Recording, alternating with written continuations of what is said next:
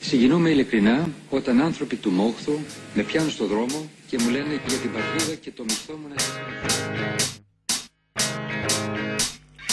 Είμαι άνθρωπος του Μόχθου, την πατρίδα μου αγαπώ και θυσίες αν χρειαστεί κάνω για τον Πρωθυπουργό.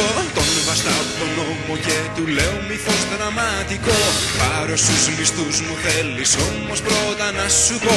Πριν μου πάρεις τον μισθό μου, πριν απολύσεις το γιο μου, πριν με κάνεις πάλι να τρέχω, πάρω τι πιο πολύτιμο έχω. Τα αρχίδια μου,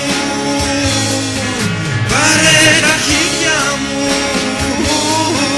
πάρε τα αρχίδια μου, πάρε τα αρχίδια μου. Συγκινούμε ειλικρινά όταν άνθρωποι του Μόχθου με πιάνουν στο δρόμο και μου λένε για την πατρίδα και το μισθό μου να θυσιάσω. Είμαι άνθρωπος του Μόχθου, την πατρίδα μου αγαπώ και στην οικογένεια της Ευρώπης χαίρομαι που ζω. Με χαμόγελο γνέφω στα μέτρα καταφατικά, με χαρά θα παραδώσω τα δικαιώματα μου, αλλά πριν μου κόψεις τις συντάξεις, πριν καταργήσεις τις συμβάσεις, τα ταμεία πριν κουμαντάρεις, πάρε ζάρια να τσοκάρεις τα αρχίδια μου. Άντε καμίσου, πάρε τα αρχίδια μου, πολιτική σου, πάρε τα αρχίδια μου,